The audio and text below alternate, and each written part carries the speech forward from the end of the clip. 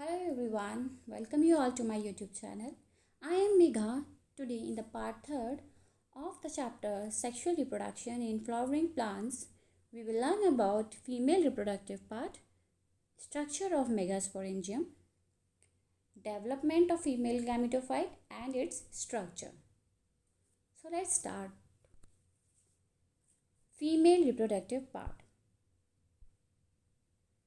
Female reproductive part is the gynoecium. In the part 1 you have seen a flower contains 4 walls. They are calyx, corolla, androecium and gynoecium.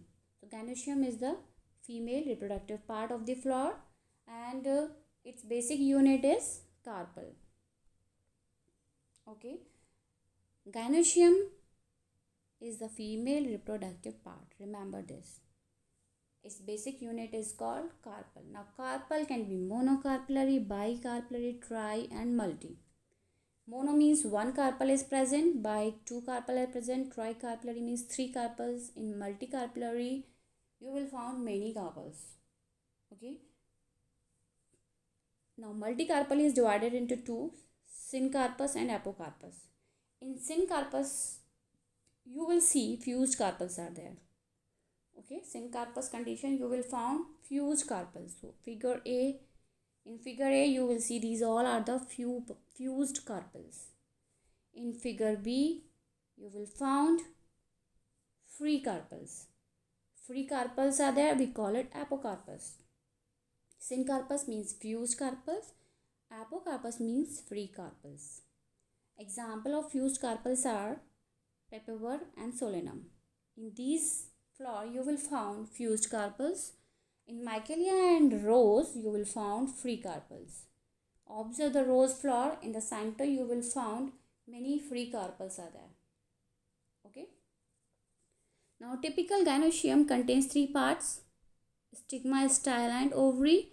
This is stigma, a long style, neck is there, and basal swollen structure, that is the ovary. Inside the ovary many ovules are present. And these ovules are nothing but the megasporangium. Okay, they are called megasporangium. Gynoecium is called megasporophyll and the ovules are called megasporangium. Okay, now let's see the next image. Here in the first figure, observe this figure, you will see that this is a single carpel and here 3 carpels are there, tricarpellary situation, and all are free. Okay, they are not fused, so we call them 3 simple carpel, or we call it 3 simple pistil. Okay, 3 simple carpel or 3 simple pistil. But if they are fused, if the carpels are fused, here these carpels are fused. How many carpels are fused? 3. Okay, so we say 3 carpels fused. But if we are saying pistil, then we call it 1 compound pistil. Okay, we call it 1 compound pistil or 3 carpels fused. So the terminology gets changed when the case is fused. We say 1 compound pistil. Isn't it? Are you getting my point? Or still it is confusing for you? You just use the term carpel.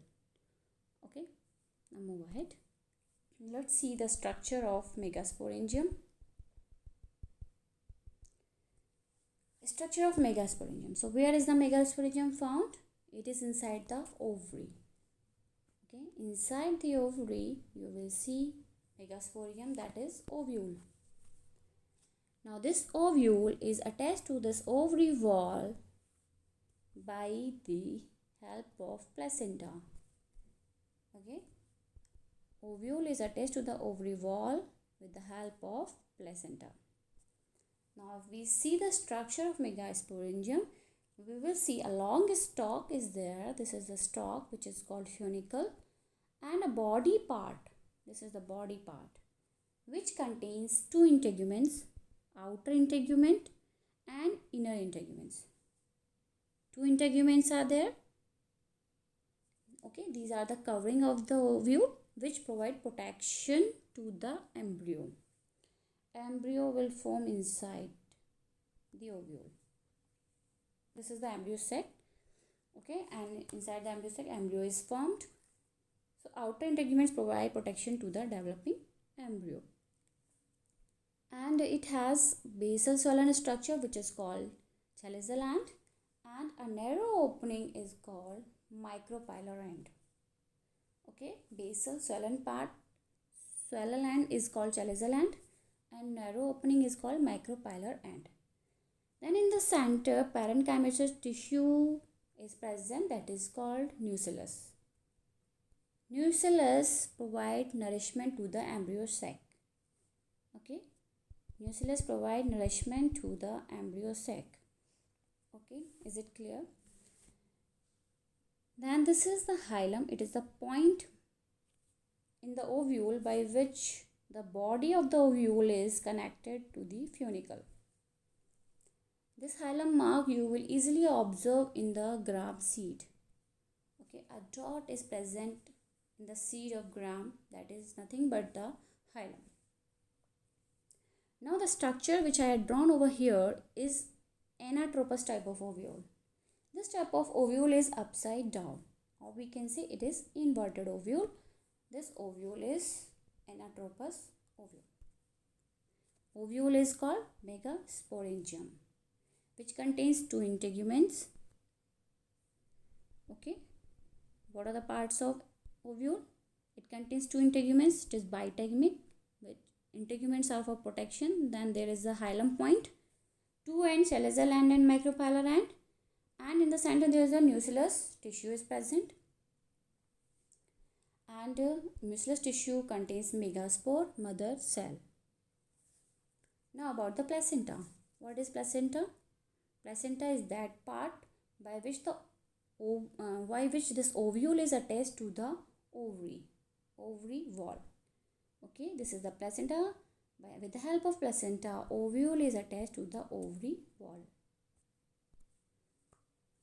Placentation means arrangement of placenta in the ovary. Okay, arrangement of placenta in the ovary. How the placenta is arranged is called placentation. In this figure, you will see different type of placentation. These two are axial placentation. This is parietal one, and here in P you will find marginal placentation. In detail, we will study in morphology of flowering plants. Now about the types of ovules. On the basis of position of funicle, chalazial end and micropylar end, there are following types of ovule, mainly 6. Okay, 6 type of ovule, which is based on the position of funicle, chalazial end and micropylar end. N for nucellus, I for integuments, E, S for embryo sac. Okay, now let's see the first one, that is orthotropous. In the orthotropous type of ovule is what? It is a megasporangium which is present inside the ovary. Okay, in the orthotropous ovule you will see that funicle, chalazial end and micropylar end all are in a straight line. Okay, upright or straight. This is the characteristic of gymnosperms. Example of such type of ovules are Polygonum and Piper. Okay, so here you will see funicle, chalazial and micropylar all lie in a straight line. Now about the anatropous type of ovule.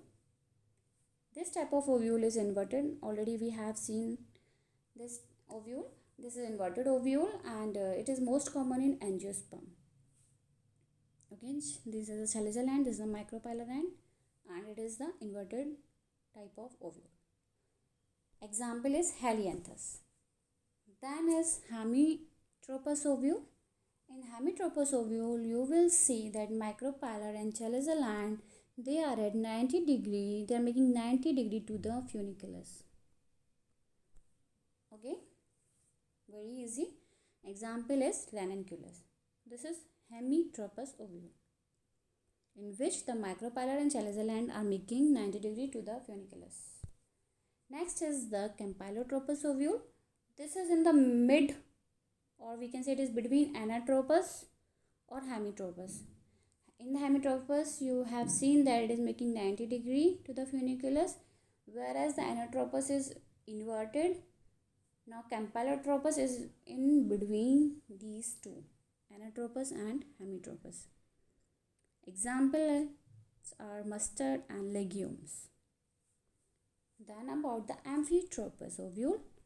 In amphitropous ovule, the embryo sac gets bent and makes a horseshoe shape. So this type of ovule also look like a horseshoe shape. This is present in capsula and lamina. Okay, horseshoe shape ovule is the amphitropous ovule, which is present in capsula and lamina. Next is circinotropous ovule. Here the funicle enlarges and cover the ovule. Okay, it almost cover the ovule, and the ovule takes a 360 degree turn due to this funicle growth. Example of circinotropous is opuntia. Okay, so these are the different types of ovule. The main is the anatropous. In most of the angiosperm you will find anatropous type of ovule. Orthotropous, is it clear? Upright. Anatropous is inverted type. Hemitropous, micropylar and chaliceal are at 90 degree to funiculus. And then this is campylotropous, which is in between anatropous and hemitropous. In amphitropous, you will see horseshoe shape type of ovule, and in circinotropous, ovule takes a 360 degree turn, isn't it? So this is about the types of ovules. Now let's move ahead and learn about the development of female gametophyte. So till now we have seen that a megasporophyll contains what? Megasporangium. Inside the megasporangium is nothing but the ovule, and inside the ovule a female gametophyte is formed. That is, the embryo sac is formed inside the ovule. Let's see how. So this structure you have seen already. Micropylar and chaliceal and integuments, two integuments are there, and in the center there are nucleus tissue. Now one cell of the nucleus gets differentiated and form archisporial cell. Okay. Now this archisporial cell will then form megaspore mother cell. Okay. First of all, archisporial cell will form sporogenous cell. This sporogenous cell behaves as megaspore mother cell. Now this megaspore mother cell enlarges. Okay, it gets enlarged, and in this meiosis takes place. This is the megaspore mother cell. Meiosis takes place. It's an undergo meiosis, and 4 haploid megaspores are formed. Okay, how many are formed? 4. From these 4, 3 gets degenerated. Okay, how many gets degenerated? 3 megaspore gets degenerated. Only 1 remain functional. And which one is functional? Which is towards the chaliceal end. Okay, this megaspore is towards the chaliceal end here. This remain functional. Now this megaspore increases in size and undergo 3 mitotic division. Okay, remember this. How many divisions are there? 3 mitotic division, which leads to the formation of 8 nucleus. So first 2 are formed, then 4, then the 8 nucleus. Finally 8 nucleus are formed.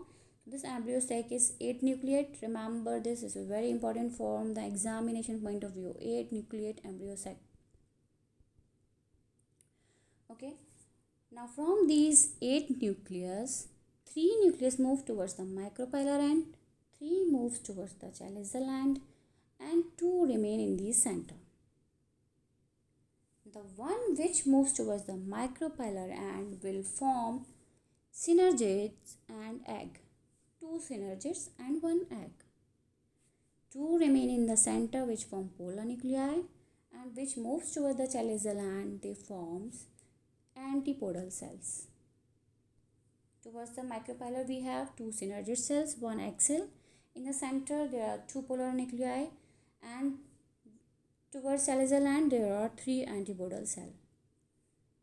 This is how a female gametophyte is formed. Okay, this is the embryo sac.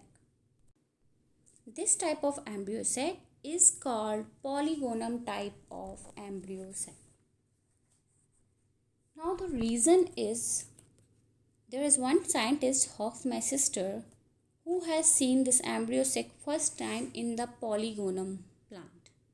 That's why it is termed as Polygonum type of embryo sac. Let's see the detailed picture of it. So here you can see this is a polygonum type of embryo sac, which is 7-celled and 8 nucleate. Very important for you, this embryo sac is 7-celled and 8 nucleus are present. Let's see how. Count 1, 2, 3, 4, 5, 6, 7, 8. So these are the 8 nucleus. Okay. Now let's see the cells.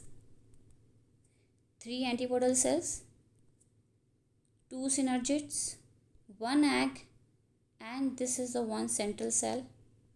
3, 4, 5, 6, 7. Total 7 cells are there. So this type of embryo sac is 7-celled and 8 nucleate embryo sac. Now in the synergids, finger-like projection is formed. This is called filiform. Okay, finger-like projection is formed in the synergid, is called filiform apparatus. Now what is the function of this filiform apparatus?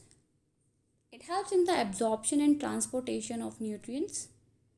Okay, then it also directs the pollen tube growth by secreting some chemicals, because pollen tube grow towards the micropylar end, and then sometimes they project out and they form synergid haustoria. Okay, now about the antipodal cells. These cells generally gets degenerated before or after fertilization, or in some case it remains persistent, then it helps in absorption of nutrients. Then here in the center there are 2 polar nuclei. They generally fused to form diploid nucleus, and when the male gamete comes, it enters here and fuses with these 2 nuclei, and a triploid nucleus is formed, that is 3N type, which form the endosperm, that we will learn in the next chapter. Hope it is clear to you till now. Again I am repeating about microsporophyll. First, you know what is microsporophyll? This is the anther containing the filament. This is what microsporophyll. This is megasporophyll. Okay, microsporophyll, megasporophyll. Now inside the microsporophyll you will found 4 microsporangium. Okay, then in the megasporophyll you will found megasporangium, that is the ovule. Okay, now inside the microsporangium, microspore mother cell is found. Inside the megasporangium, megaspore mother cell is found. Microspore mother cell undergo microsporogenesis and form microspores. Megaspore mother cell undergoes megasporogenesis and forms megaspores. How many megaspores are formed? 4, from which 3 gets degenerate and only 1 remains, which is functional. Megaspore will form what? embryo sac, that is called female gametophyte.